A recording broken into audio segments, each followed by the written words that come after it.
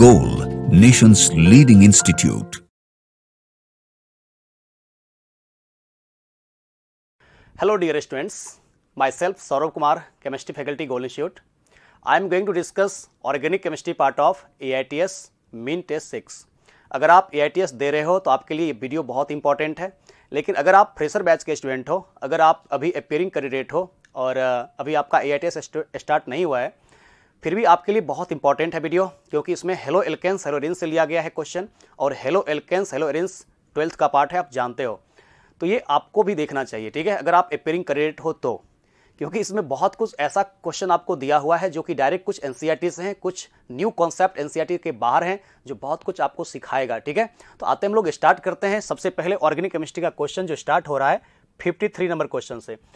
Question है कि the correct order of melting point of dichlorobenzene is. मुझे पूरा यकीन है आप लोगों ने जरूर पढ़ा होगा इसको एनसीईआरटी में, आपको क्लासरूम में भी इसको पढ़ाया गया होगा, और जो एआईटीएस दिए हैं वो तो निश्चित रूप से इसको करेक्ट किए होंगे। देखो कैसे, इसमें क्या किया है ना कि आप जानते हो कि मेल्टिंग पॉइंट सॉलिड का प्रॉपर्टीज है, यहाँ पे मॉलिक्यूल का सिमेट्री देखा जाता है, कहाँ पर ज़्यादा क्रिस्टल फिटिंग बेहतर हो रहा है एटम का, तो इसमें हम लोग कहेंगे सबसे ज़्यादा सिमेट्रिकल होता है पारा, यानी कि मेल्टिंग पॉइंट अगर पूछा जाता है तो सबसे ज़्यादा होगा मेल्टिंग पॉइंट पारा वाला का डाइक्लोरोबेंजीन में, उसके बाद होगा ऑर्थो वाले का, सबसे कम होगा मेटा वाले का।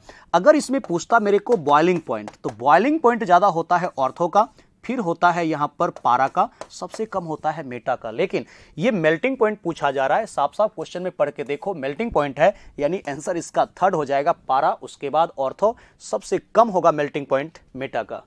करेक्ट, आपने सही बना लिया। मेरे से आगे आप बनाने की कोशिश करो, ठीक है। अगर देखो नेक्स्ट है 60 नंबर क्वेश्चन, इसमें आपको कह रहा है 60 में select the correct one for the reactivity of alcohol towards nucleophilic substitution with HBr। होता क्या है ना, ये जो हम लोगों को दिए हुए हैं क्वेश्चन, ये आपको एल्कोहल का जो एल्कोहल है वो बेंजाइल एल्कोहल है, तो बेंजाइल एल्कोहल का रिएक्शन HBr के साथ दिया है। इस टाइप के क्वेश्चन जब भी आपको सॉल्व करने के लिए दे तो reactivity order of alcohol, reactivity order of alcohol with HX जब भी आपसे पूछे जाएं, डायरेक्टली प्रोपोर्शनल हम लोग कहेंगे स्टेबिलिटी ऑफ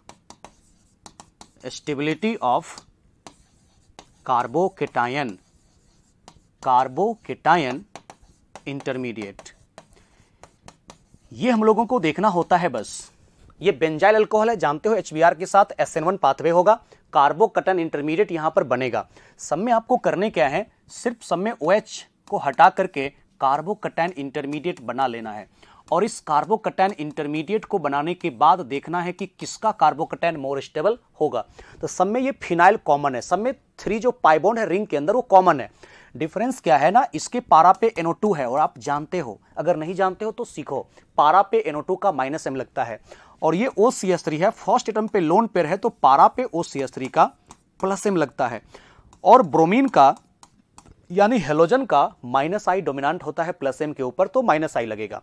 तो सबसे ज्यादा स्टेबल कार्बोकेटायन अगर हम लोग देखें यहां पर तो C का होगा, उसके बाद A का होगा, उसके बाद D का होगा, और सबसे कम स्टेबल कार्बोकेटायन B का होगा, क्योंकि आप जानते हो कार्बोकेटायन को स्टेबलाइज करता है डोनर और डीस्टेबलाइज करता है एक्सेप्टर, और -I वीकर इफेक्ट होता है कंपेयर टू -M, तो ये ज्यादा विड्रॉ करेगा इलेक्ट्रॉन को, तो ये सबसे ज्यादा अनस्टेबल होगा कार्बोकेटायन। इसलिए कोई ऐसा ऑप्शन है क्या, CADB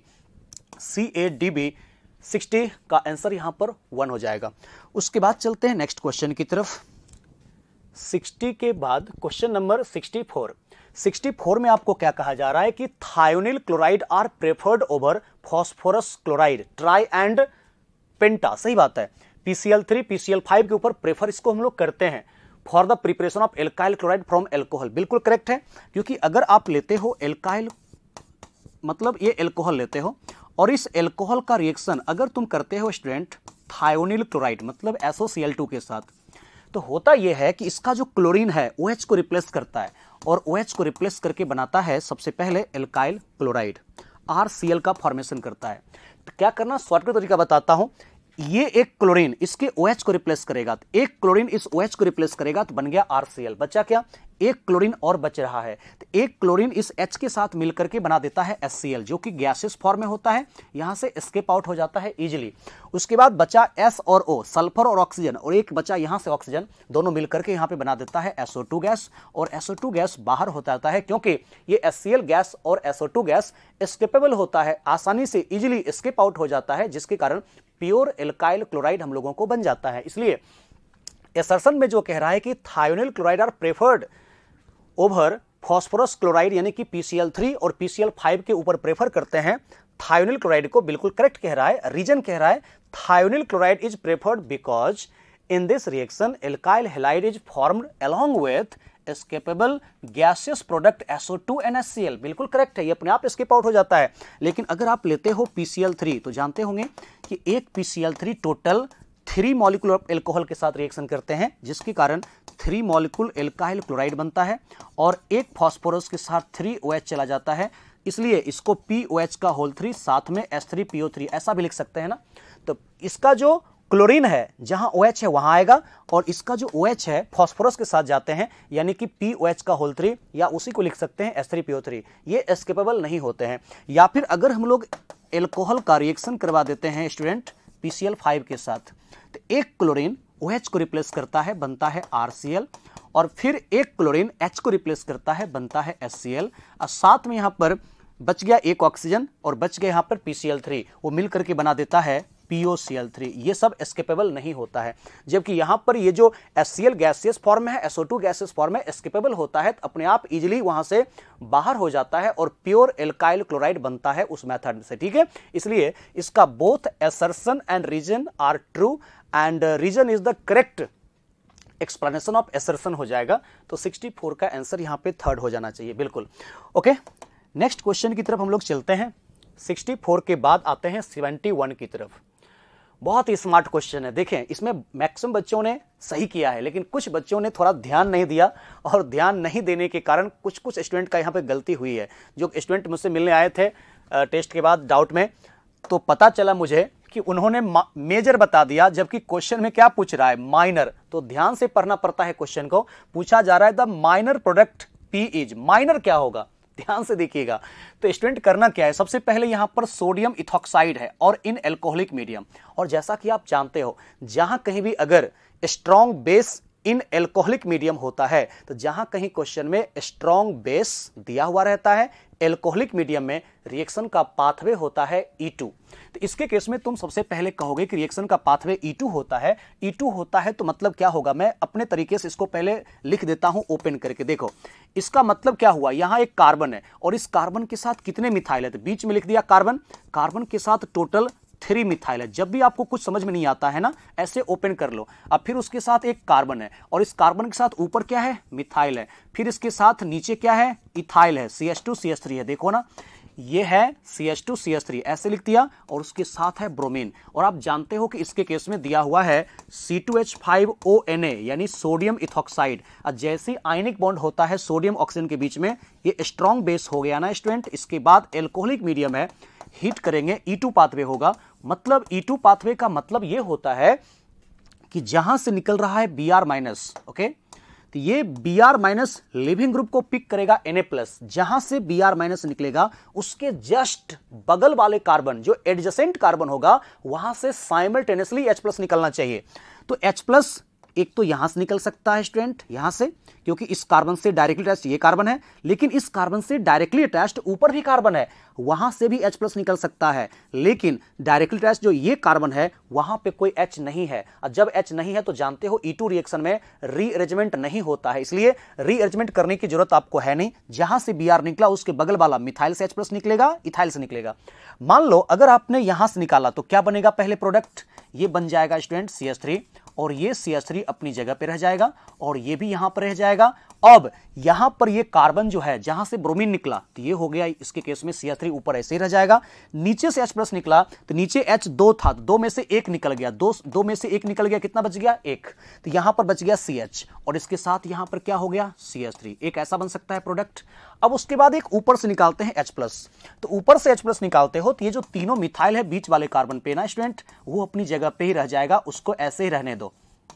लेकिन अब इसमें क्या करो ना, C के साथ ऊपर हो जाएगा इसके केस में CH2 H+ निकलने के बाद, क्योंकि 3H में से एक H लॉस हो गया और नीचे जो CH2 CH3 है इसका कुछ नहीं हुआ है, तो ऐसे ही रहने दो।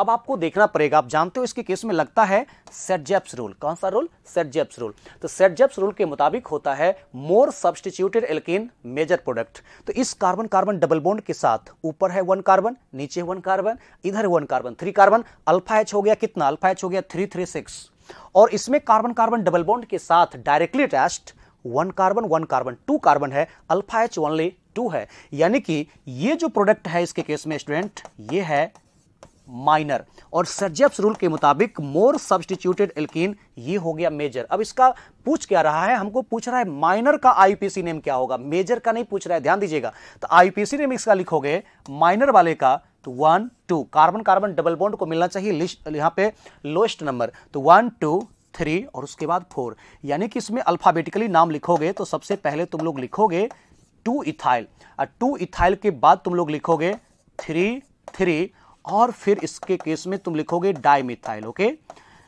तो 3 3 डाइमिथाइल, उसके बाद ब्यूट 1N, ब्यूट 1N, ऐसा कोई ऑप्शन आ रहा है क्या? देखो तो 2 इथाइल 3 3 डाइमिथाइल ब्यूट 1N, बिल्कुल यहां पे सेकंड ऑप्शन होगा क्योंकि माइनर पूछ रहा है। अगर मेरे को पूछता मेजर या कुछ मेंशन नहीं रहता तो हम मेजर ही बताते हैं, कुछ मेंशन नहीं है तो मेजर पूछता तब आंसर क्या हो जाता, मेजर पूछता तो यहां से नंबरिंग होता 1 2 3 4 एंड 5, तब हो जाता 3 4 4 ट्राइमिथाइल पेंट 2N, ये वाला आंसर हो जाता 3 4 4 ट्राइमिथाइल पेंट 2N, तब होता आंसर जब हमको मेजर पूछता, लेकिन माइनर पूछ रहा है इसलिए वो कहोगे अकॉर्डिंग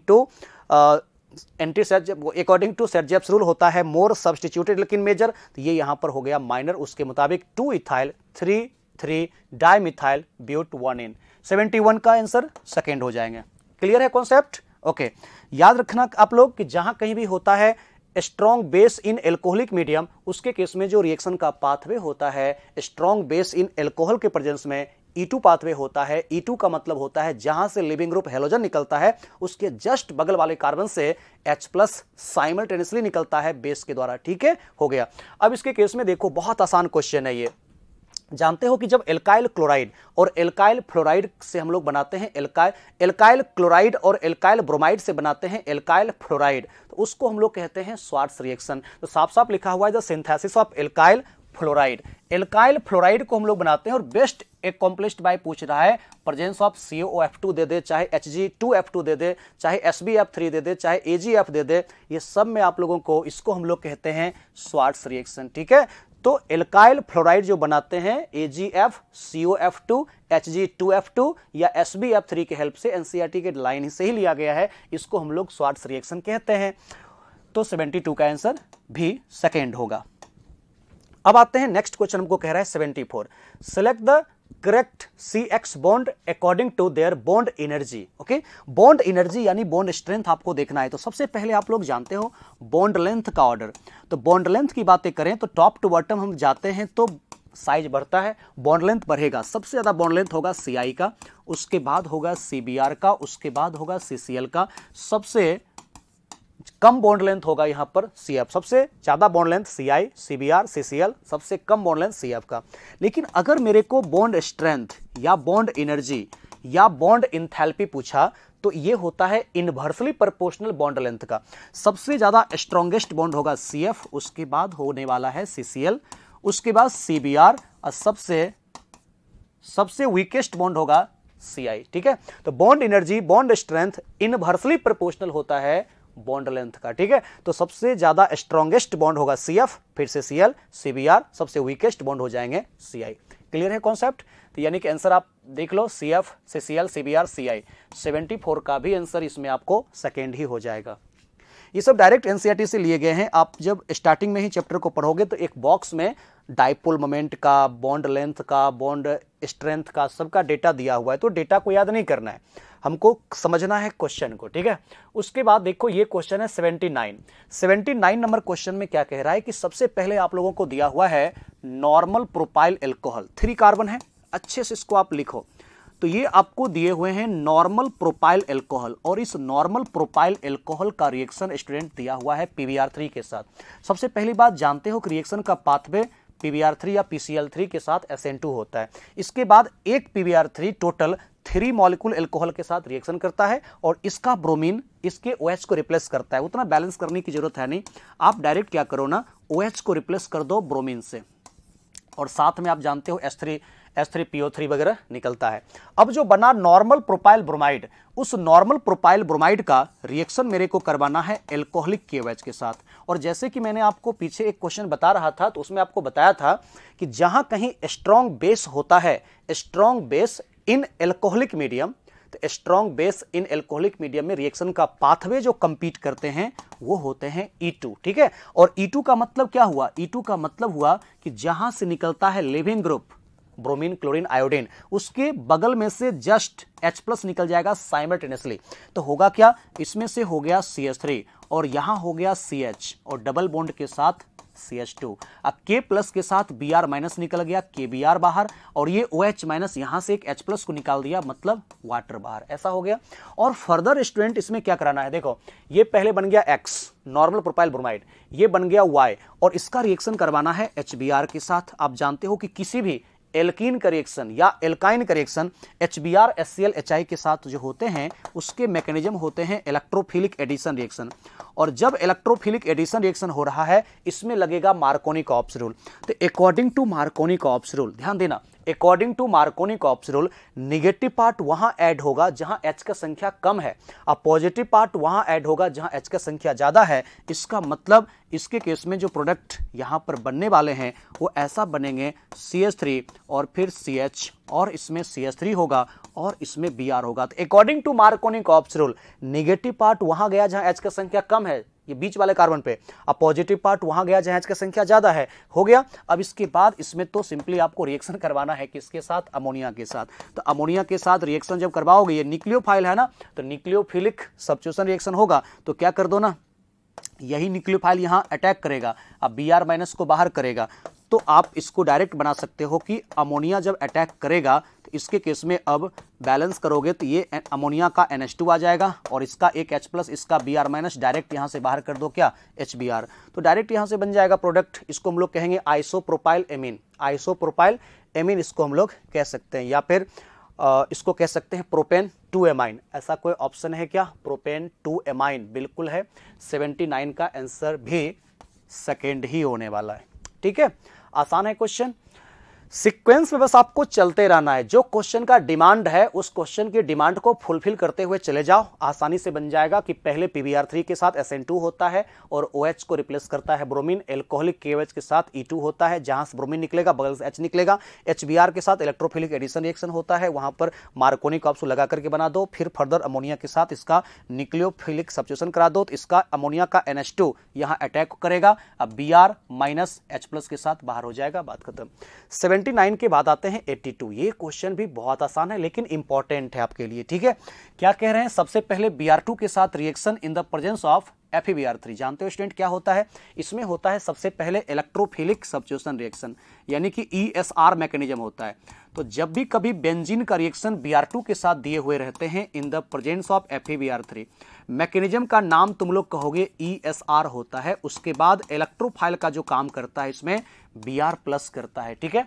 तो Br+ यहां पर इलेक्ट्रोफाइल का काम करेगा और फॉर्मेशन जो करते हैं प्रोडक्ट वो होते हैं ब्रोमोबेंजीन, और इस ब्रोमोबेंजीन का जो रिएक्शन है वो करवाना है फर्दर हम लोगों को मिथाइल ब्रोमाइड के साथ। नहीं तो ऐसा करता हूं, मिथाइल ब्रोमाइड के साथ रिएक्शन है in the presence of sodium metal, यानी कि ये उर्ज-फिटिक रिएक्शन है। थोड़ा ऐसा करता हूं कि तुम जानते हो कि जब Br2 के साथ रिएक्शन हमने करवाया, ये फॉर्मेशन कर दिया ब्रोमोबेंजीन, और इस ब्रोमोबेंजीन का रिएक्शन सोडियम मेटल के प्रेजेंस में किसके साथ करवाना है स्टूडेंट, मिथाइल ब्रोमाइड के साथ करवाना है, ओके। तो जो बना एक्स बन गया ये ब्रोमोबेंजीन, और इस ब्रोमोबेंजीन का रिएक्शन मिथाइल ब्रोमाइड के साथ है in the presence of sodium metal and dry ether तो रहता ही है, आपको पता है यहां पर मॉइस्चर नहीं होना चाहिए, नहीं तो सोडियम मेटल मॉइस्चर के साथ वाटर के साथ हाईली रिएक्टिव होता है। डायरेक्ट यहां से निकाल दो इसको 2NaBr। ये ऊर्जा फिटिक रिएक्शन हम करवा रहे हैं ना, क्योंकि लिखा हुआ है एक्स जो बना ब्रोमोबेंजीन उसका रिएक्शन मिथाइल ब्रोमाइड के साथ है, यानी कि अब जो फॉर्मेशन करेंगे स्टूडेंट वो यहां पर फॉर्मेशन कर देगा मिथाइल बेंजीन और बाहर कर देते हैं 2NaBr। ऐसा ऊर्जा फिटिक रिएक्शन के द्वारा हम लोगों ने बना दिया टॉलिन। अब जो बना Y उसका क्या करवाना है, KMnO4 पोटासियम परमैंगनेट। ये जो KMnO4 है in the presence of basic medium, ये एक स्ट्रॉन्ग ऑक्सीडाइजिंग एजेंट होता है। और सुनो ध्यान से, अगर कोई एल्काइल बेंजीन हम लोग लेते हैं, एल्काइल बेंजीन कोई भी, चाहे टॉलिन हो, इथाइल बेंजीन हो, कोई भी ऐसा एल्काइल बेंजीन जिसके पास एटलीस्ट 1 अल्फा हाइड्रोजन एटम है, जो बेंजीन के साथ डायरेक्टली अटैच्ड कार्बन है उस पे अगर एटलीस्ट 1 H है तो उसका ऑक्सीडेशन होकर के बनता है कार्बोक्सिलिक एसिड।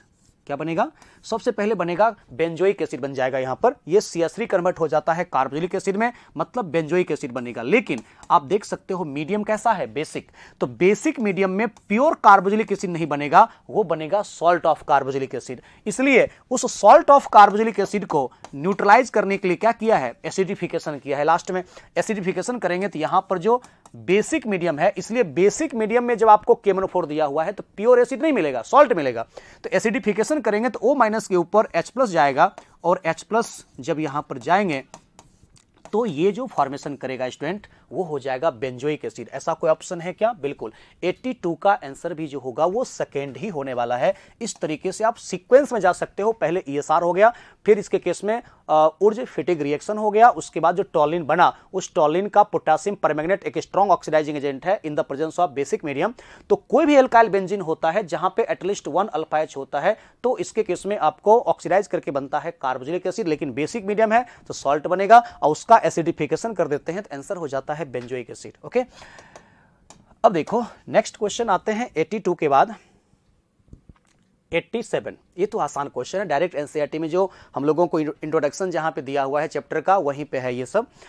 तो सबसे पहले अगर तुम देखो ये दिया हुआ है, इसको हम लोग कहेंगे इथाइलिडीन। ओके, ये इथाइलिडीन हो गया क्योंकि एक ही कार्बन पे 2 क्लोरीन दिया हुआ है स्टूडेंट, तो ए में होना चाहिए 4, ए का 4 हो जाएगा। बी में क्या कर रहा है, एडजेसेंट पोजीशन पर है, तो एडजेसेंट पोजीशन पे जब होता है तो उसके लिए हम इथाइलिन बोलते हैं। इथाइलिन जब भी तुमको इस प्रकार से दिया हुआ है कि दोनों हेलोजन एक ही कार्बन पे होते हैं इस तरीके से, तो इसके लिए इथाइलिडीन बोलते हैं।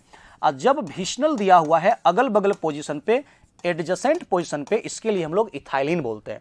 तो अब जो हो जाएगा इसके केस में बी का हो जाएगा सेकेंड। ओके, और उसके बाद सी नंबर देखो, सी नंबर के लिए क्या है, सी में हम लोगों को जो दिए हुए स्टूडेंट ऐसा है, इसका स्ट्रक्चर CH3 का होल 3।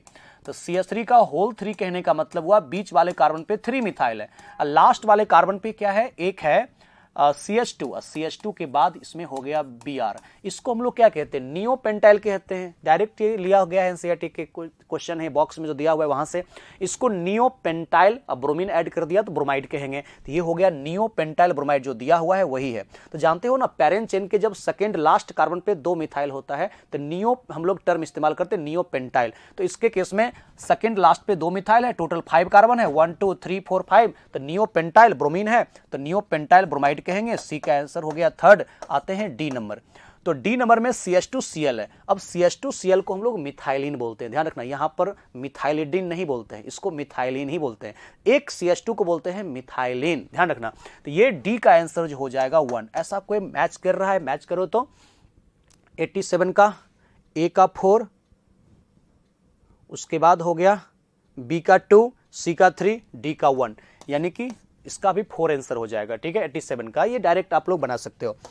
उसके बाद देखो नेक्स्ट क्वेश्चन में आते हैं, ये भी एक बहुत इंपॉर्टेंट क्वेश्चन है स्टूडेंट, बहुत इंपॉर्टेंट, क्योंकि पूरा का पूरा सीक्वेंस दिया हुआ है रिएक्शन को, ऐसा क्वेश्चन बनाने में बहुत मजा आता होगा आप लोगों को। आते हैं देखते हैं, सबसे पहले 89 नंबर क्वेश्चन जो स्टार्ट किया है वो दिया हुआ है इथाइल क्लोराइड। ओके, और इस इथाइल क्लोराइड का रिएक्शन जो हम लोगों को दिया है वो दिया है KCN के साथ। तो जानते हो यहाँ SN2 पाथवे होता है, क्योंकि स्ट्रॉन्ग न्यूक्लियोफाइल है, स्ट्रॉन्ग न्यूक्लियोफाइल है, SN2 पाथवे होगा और इसके केस में KCl बाहर हो जाएगा, एक कार्बन इसमें बढ़ जाएगा। ठीक है, तो एक कार्बन जब यहां पे बढ़ जाता है ये फॉर्मेशन करेगा प्रोपेन नाइट्राइल, और इस प्रोपेन नाइट्राइल जो X बना इसका हम लोगों को करने के लिए जो दिया है हाइड्रोलिसिस। ध्यान देना, जहां कहीं भी साइनाइड का हाइड्रोलिसिस होता है, अगर आप पढ़े हो तो ठीक है, नहीं पढ़े हो तो सीखो। साइनाइड का जहां पर हाइड्रोलिसिस होता है तो साइनाइड के हाइड्रोलिसिस होने के बाद कार्बोक्सिलिक एसिड के प्रिपरेशन होते हैं, तो यहां पर फॉर्मेशन करेगा प्रोपानोइक एसिड। ओके, तो ये 3 कार्बन का है ना नाइट्राइल्स, यहां पर फॉर्मेशन करेगा 3 कार्बन का कार्बोक्सिलिक एसिड यानी कि प्रोपानोइक एसिड का फॉर्मेशन होता है। उसके बाद पता है इसके केस में अब सोडा लाइम के साथ हीट करने के लिए दिया है, तो आपको यहां पर लिखा हुआ है CaO प्लस NaOH, इसको हम लोग क्या कहते हैं, सोडा लाइम। तो सोडा लाइम के प्रेजेंस में आपको हीट करने के लिए दिया है तो डिकार्बोक्सिलेशन होता है। सबसे पहले जो बेसिक मीडियम है उस बेस में एसिड का रिएक्शन हो जाता है, और रिएक्शन होने के बाद इसका सॉल्ट का फॉर्मेशन करता है ना पहले। तो ये जो न्यूट्रल आपको दिख रहा है एसिड, ये रहता नहीं बेसिक मीडियम में, सबसे पहले जैसे सोडा लाइम लेते हैं ये एसिड बेस रिएक्शन होकर के बन जाता है सोडियम कार्बोजिलेट। अब जाकर के इस सोडियम कार्बोजिलेट का सोडा लाइम के साथ रिएक्शन होता है, यानी कि इसमें जब हीट करोगे तो हीट करने के बाद ये जो C डबल बॉन्ड O के साथ अटैच्ड कार्बन है, C डबल बॉन्ड O के साथ जो भी डायरेक्टली अटैच कार्बन होगा वहीं पे बनता है स्टूडेंट कार्बे एनायन, और वही कार्बे एनायन ये NaOH वाले H को पिक करता है, और H को जब पिक करता है तो यहां पर फॉर्मेशन कर देता है किसका, इथेन का। और साथ में यहां पर कोई पूछे कि बाहर क्या होता है, तो बाहर होता है Na2CO3। कैसे, तो यहां से NaCO2 और यहां से Na, ये मिल करके NaO NaCO2 मिल करके बना देता है ओवरऑल Na2CO3, और यही आपको कार्बे एनाइन बनता है इंटरमीडिएट, जहां C double bond O attached है वहां एक H को ऐड करके इथेन बन जाता है। जितने कार्बन का कार्बोक्सिलिक एसिड होता है उससे एक कम कार्बन का बन जाता है एल्केन। ये बन गया हम लोगों को पहले जेड बन गया ना, यहां तक आ गए, तो ये हो गया था X, उसके बाद हम लोगों को ये बन गया था Y के बाद ये बन गया जेड का हम लोगों को करना है स्टूडेंट क्लोरीनेशन। तो जानते हो कि जब Cl2 के साथ रिएक्शन करवाते हैं in the presence of HNu या हीट या सनलाइट या अल्ट्रावायलेट रे, यहां पर जो मैकेनिज्म होते हैं रिएक्शन का वो होता है FRS, यानी कि इसको हम लोग कहते हैं फ्री रेडिकल सब्स्टिट्यूशन रिएक्शन। तो FRS करोगे, दोनों कार्बन आइडेंटिकल है, तो दोनों कार्बन जब आइडेंटिकल है तो किसी भी कार्बन पे तुम कर दो इसका क्लोरीनेशन, ये फॉर्मेशन पहले करेंगे इथाइल क्लोराइड। ओके, और ये इथाइल क्लोराइड जब बना इसका हम लोगों को फर्दर करना है sodium metal in the presence of dry ether. तो जैसे ही तुम sodium metal in the presence of dry ether reaction करवाते हो स्टूडेंट एल्काइल हैलाइड को, तो किसी भी एल्काइल हैलाइड का रिएक्शन जब करवाते हो आप सोडियम मेटल के साथ in the presence of dry ether, इस रिएक्शन को यहां पर कहा जाता है उर्ज रिएक्शन। और उर्ज रिएक्शन में क्या होता है,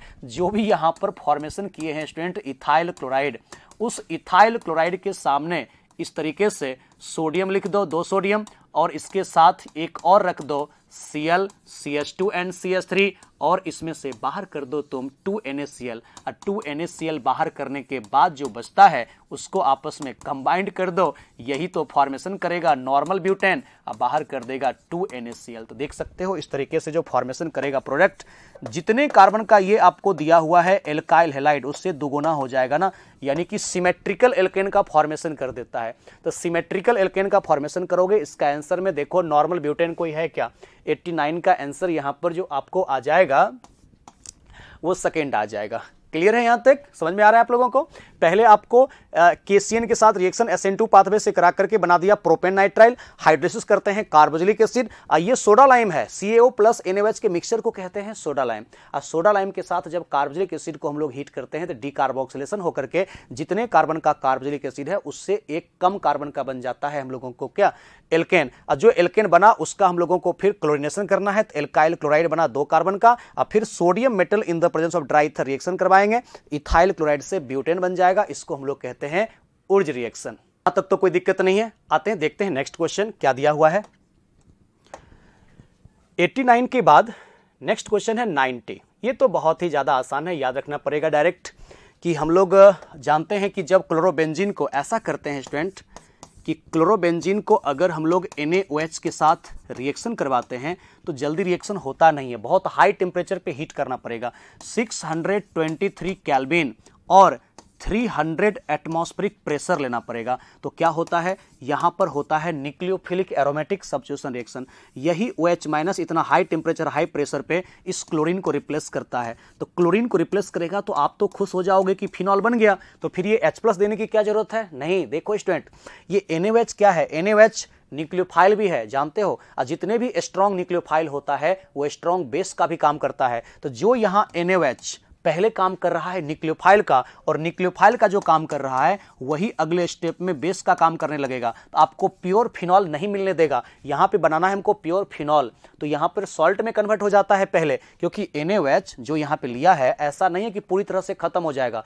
कुछ ना कुछ उस मीडियम में NaOH बचा हुआ रह जाएगा। तो 623 केल्विन और 300 एटमॉस्फेरिक प्रेशर पे हीट करते हो, जो फिनॉल बना फिर से वो NaOH के साथ वहां जो मौजूद कुछ रह जाता है उसके साथ रिएक्शन करके रियल में बना देता है सोडियम फिनॉक्साइड। इसलिए दूसरे स्टेप में हमको इसको न्यूट्रलाइज करने के लिए लेना पड़ता है एसिड यानी H+। और अब एसिडिफिकेशन जब हम लोग करते हैं तब जाकर के फॉर्मेशन करता है इसमें फिनॉल। इसलिए आपने देखा होगा कि लिखा हुआ रहता है, NCERT आप पढ़ोगे हेलो एल्केन्स एलोरेंस, तो वहां पे आपको दिया हुआ है कि जब क्लोरोबेंजीन का NaOH के साथ रिएक्शन करवाते हैं तो फर्स्ट में लिखा होगा NaOH 623 केल्विन 300 एटमॉस्फेरिक प्रेशर, और सेकंड में H+ लिखा होगा। क्यों? क्योंकि यहां पर NaOH न्यूक्लियोफाइल के साथ साथ बेस का काम करता है। वो फिनॉल को पहले फिनॉक्साइड में कन्वर्ट कर देता है, फिनॉल आपको मिलेगा ही नहीं, उसके बाद आपको एसिडिफिकेशन करने के बाद प्योर फिनॉल मिलेगा। तो 90 का आंसर देखो तो थर्ड आपको दिया हुआ है, क्या यही होगा ही, बाद बाकी और कोई होगा नहीं।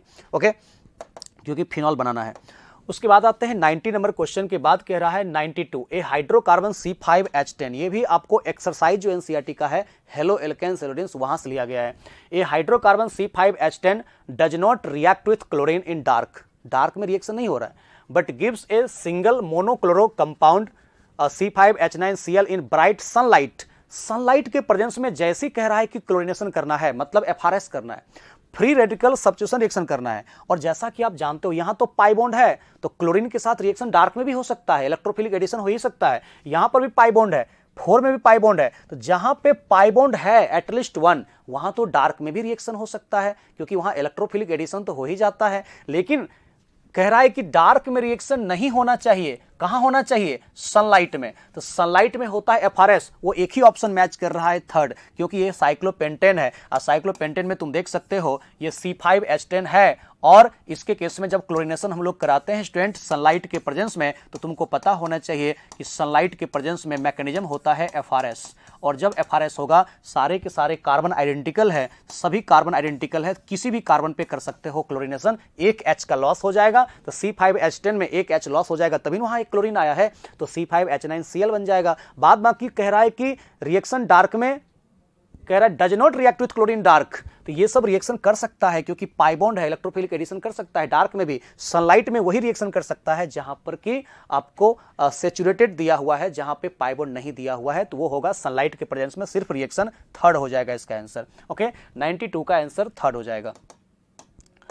उसके बाद आ जाओ 92 के बाद नेक्स्ट हम लोगों को 99 sulphuric acid is not used, sulphuric acid is not used during the reaction of alcohol with KI। बिल्कुल सही है, with KI in the conversion of an alcohol to alkyl iodide. सही बात है। अगर आप कभी चाहते हो कि एल्कोहल का रिएक्शन हम लोग कराते हैं KI के साथ, तो KI के साथ तो नो रिएक्शन, यहां पे रिएक्शन नहीं होता है, डायरेक्ट KI अगर है तो रिएक्शन नहीं होगा। लेकिन आपने पढ़ा होगा कि एल्कोहल का रिएक्शन KI के साथ हम लोग कराते हैं, तो यहां पर हम लोग रखते हैं 95% H3PO4 रखते हैं, फॉस्फोरिक एसिड रखते हैं, तो रिएक्शन इसमें हो जाता है, एल्काइल आयोडाइड का फॉर्मेशन यहां पर होता है। साथ में जो भी निकलता है इसके केस में हम लोग निकाल सकते हैं वाटर, और साथ में निकल सकता है KH2PO4, ये सब तो बाहर हो जाता है, यहां रिएक्शन होता है। लेकिन अगर आप यहां पर एल्कोहल के केस में KI लेकर के और सल्फ्यूरिक एसिड ले लेते हैं तो गड़बड़ हो जाएगा, क्योंकि जो न्यूक्लियोफाइल है I- वही कन्वर्ट हो जाएगा पहले HI में और फिर कन्वर्ट हो जाएगा I2 में। तो जब I- I2 में ऑक्सीडाइज होकर के कन्वर्ट हो जाएगा तो यहां पर रिएक्शन होगा क्या? नहीं, I- ही खत्म हो जाएगा। जो न्यूक्लियोफाइल का काम करने वाला है वो न्यूक्लियोफाइल ही पहले HI में कन्वर्ट हो जाएगा और फिर वो ऑक्सीडाइज करके I2 में कन्वर्ट हो जाएगा, इसलिए न्यूक्लियोफाइल ही खत्म हो जाएगा, तो रिएक्शन नहीं हो सकता है। तो sulphuric acid is not used during the reaction of alcohol with KI in the conversion of an alcohol to alkyl iodide, यहां लेते हैं H3PO4 लेते हैं, सल्फ्यूरिक एसिड नहीं ले सकते हैं। और उसके बाद because of convert Ki to corresponding acid Hi which is then oxidise by it I2, यानी सल्फ्यूरिक एसिड I माइनस को ऑक्सीडाइज करके I2 में कन्वर्ट कर देता है, इसलिए वहां पर नहीं हम यूज कर सकते हैं सल्फ्यूरिक एसिड। तो इसका आंसर यहां पे थर्ड होना जाना चाहिए। Both assertion and reason are true and reason is the correct explanation of assertion, बिल्कुल करेक्ट है। ये भी डायरेक्ट एनसीईआरटी में आपको मिल जाएगा क्वेश्चन। ओके, नेक्स्ट एक देखते हैं, लास्ट हम लोगों का क्वेश्चन है 100, replacement of chlorine from chlorobenzene. Replacement of chlorine from chlorobenzene to give phenol required drastic condition. देख रहे हो 623 केल्विन 300 एटमॉस्फेरिक प्रेशर पे होता है, but chlorine of 2,4 dinitrochlorobenzene is readily replaced because, क्या रीजन है इसका? तो बच्चों क्लोरोबेंजीन में इलेक्ट्रॉन की डेंसिटी यहां पर बहुत ज्यादा है, न्यूक्लियोफाइल जल्दी अप्रोच नहीं कर पाएगा।